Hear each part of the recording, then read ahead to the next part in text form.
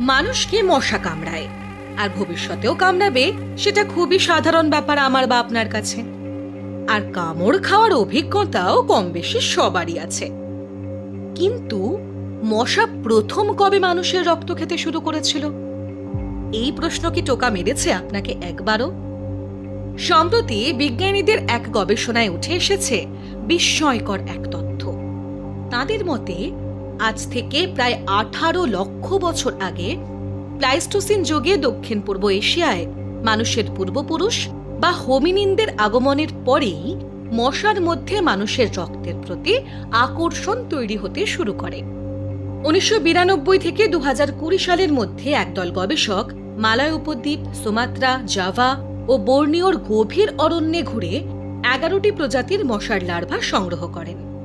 তাদের উদ্দেশ্য ছিল এটাই বোঝার চেষ্টা করা যে কিভাবে মানুষের প্রতি ঝোঁক বা অ্যানথ্রোপোফিলি তৈরি হলো মশার। গবেষণাপত্রটি প্রকাশিত হয়েছে সায়েন্টিফিক রিপোর্টস পত্রিকায়।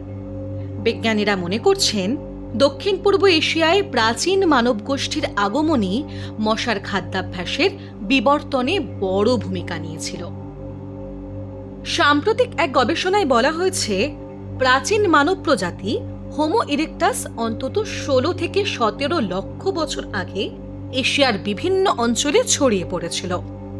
সম্ভবত সেই সময় থেকেই মশারা মানুষের রক্ত খেতে শুরু করে। অবশ্য অন্য একটি সম্ভাবনার কথাও বলা হয়েছে। মানুষ দক্ষিণ পূর্ব এশিয়ায় আসার পরে মশার কিছু প্রজাতি ধীরে ধীরে মানুষের প্রতি বেশি আকৃষ্ট হতে শুরু করে। ম্যালেরিয়ার জীবাণু বহনকারী অ্যানোফিলিস লিউকোসফাইরাস গোষ্ঠীর মশা দক্ষিণ পূর্ব এশিয়ায় বিশেষভাবে পরিচিত। এই গোষ্ঠীর প্রায় 20টি প্রজাতি রয়েছে। গবেষণায় দেখা গিয়েছে কিছু মশা জঙ্গলের উঁচু গাছের ডালে থাকা প্রাণী যেমন বানর, গিবন বা ওরাং ওটাংয়ের রক্ত খায়। আবার কিছু প্রজাতি মানুষ বা অন্যান্য স্তন্যপায়ী প্রাণীর রক্ত পান করে।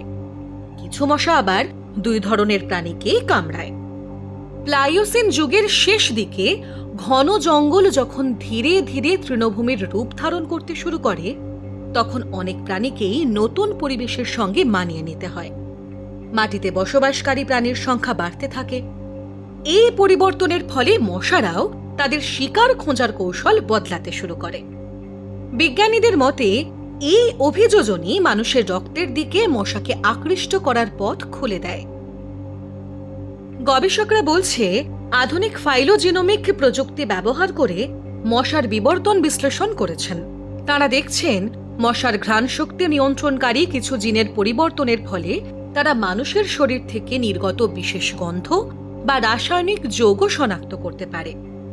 এই ঘ্রাণ সংক্রান্ত জিনগুলির বিবর্তনই ধীরে ধীরে মশাকে মানুষের রক্তের প্রতি বিশেষভাবে আকৃষ্ট করে তোলে।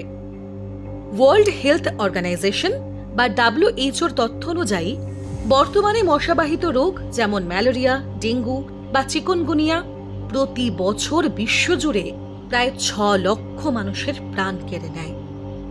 নতুন গবেষণার রিপোর্ট বলছে মানুষের সঙ্গে মশার এই সম্পর্ক কিন্তু আজকের নয়, বরং কয়েক লক্ষ বছর ধরে চলা এক বিবর্তনের সম্পর্ক, যার প্রভাব আজও মানব সভ্যতার উপর গভীরভাবে পড়ছে।